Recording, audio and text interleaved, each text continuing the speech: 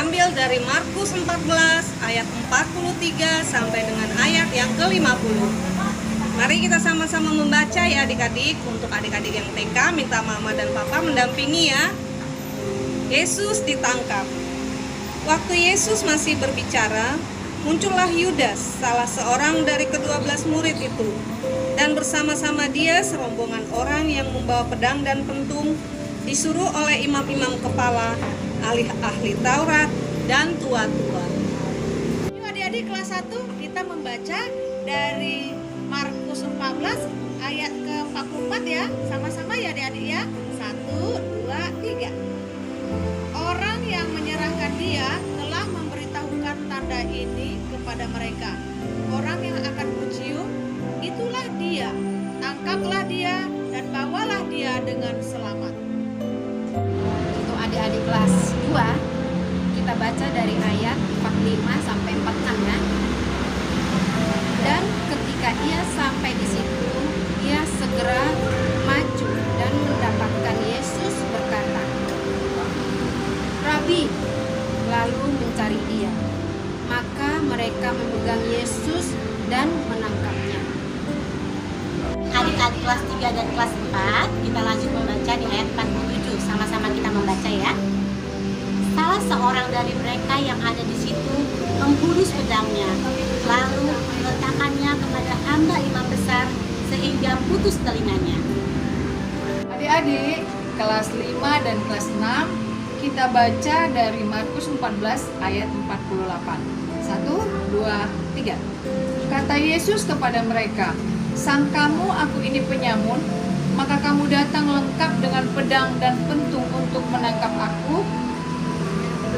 Di kelas 7 dan kelas 8 kita membaca Alkitab dari Markus 14 ayat 49 sampai dengan 50. Kita sama-sama ya Dek.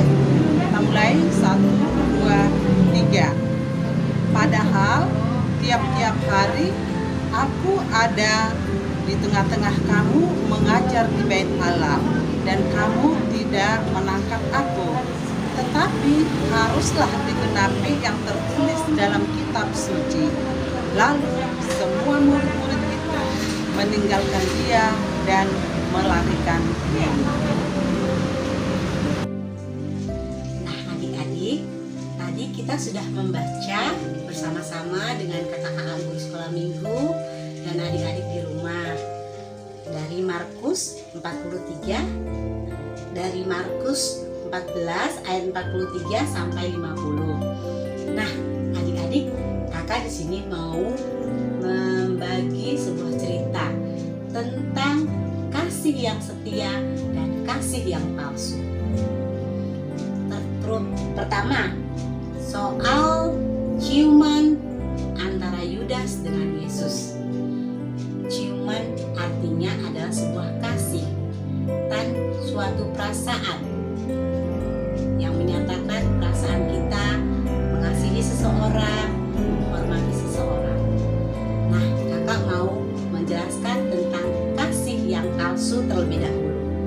Apa sih kasih yang palsu? Kasih yang palsu adalah mementingkan diri sendiri, yaitu egois. Kenapa? Contohnya apa, Kak? Tidak mau berbagi dengan yang lain, hanya mementingkan diri sendiri. Contohnya, kita punya makanan di rumah, adik kita sedang tidur, kita habiskan makanan yang ada, melupakan bahwa adik kita belum memakannya. Contohnya lagi, mama membelikan mobil-mobilan, tidak mau berbagi, hanya milik sendiri, tidak mau bermain bersama adik-adik, sama adiknya. Itu egois, itu adalah cinta yang palsu. Nah, kalau cinta yang asli seperti apa? Cinta yang sejati. Cinta sejati adalah cinta yang rela berkorban. Cinta yang dari hatinya tulus memberikan apa yang kita punya. Contohnya seperti apa, Kak? Kebalikannya cinta palsu. Kita memberikan, mengingat bahwa adik kita tadi belum memakannya, jadi kita menyisihkan makanan tersebut, berarti kita cinta terhadap adik kita. Dan cinta yang tulus mau berkorban. Mainan tersebut tadi yang kita punya tadi mau kita berbagi, meskipun itu milik kita. Gak apa-apa lah, adik kita mau pakai, gak apa-apa aku yang lain. Berarti kita namanya apa? Mengorbankan permainan kita. Tapi dengan sukacita, Tuhan pasti memberikan hati yang sukacita sehingga kita tidak sedih. Nah, adik-adik, dalam dari Nats 43 sampai 50 ini mengatakan cinta palsunya seperti si murid-murid Tuhan, yaitu Yudas Iskariot. Dia mencium Tuhan, ternyata apa? Yudas Iskariot cinta terhadap uang. Dia sudah menjual Tuhan Yesus. Nah adik-adik, cinta uang seperti ini nih adik-adik yang bahaya. Jangan sampai karena uang kita menjual sesuatu atau mengingkari kepercayaan orang tua kita. Jangan ya adik-adik. Kita cinta yang palsu karena cinta uang. Cinta yang palsu, dia lari sendiri. Kalau ada teman yang susah, dia lari. Itu cinta palsu. Itu contoh-contoh cinta palsu seperti di Alkitab. Murid Tuhan juga akan terkena cinta palsu kalau Roh Kudusnya tidak dipakai, rohnya tidak dipakai, tidak mendengarkan suara Tuhan.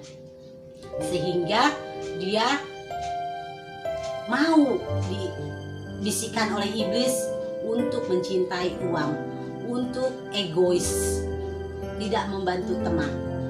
Itulah cinta palsu.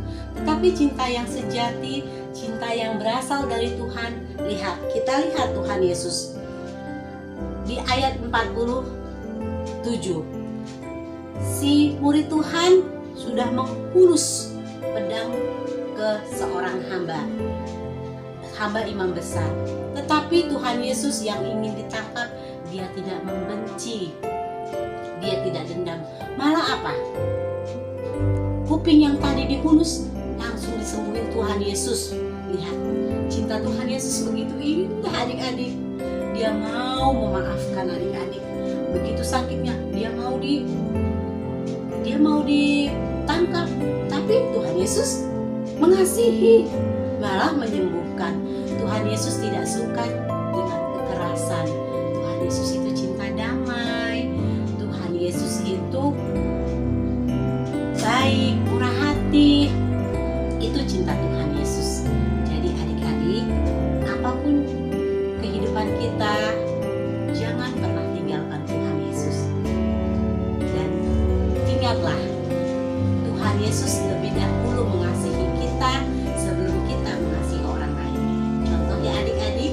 Dan ingat, jauhi karakter yang jahat, karena cinta palsu sangat tidak disukai Tuhan Yesus. Biarlah kiranya kita bisa menerapkan kehidupan kita mencari cinta sejati seperti Tuhan Yesus. Demikian firman Tuhan pada hari ini. Sampai berjumpa di minggu yang akan datang. Dadah. Ayat hafalan kita hari ini tertulis dari Matius 5 ayat 44. Tetapi aku berkata kepadamu, kasihilah musuhmu dan berdoalah bagi mereka yang menganiaya kamu.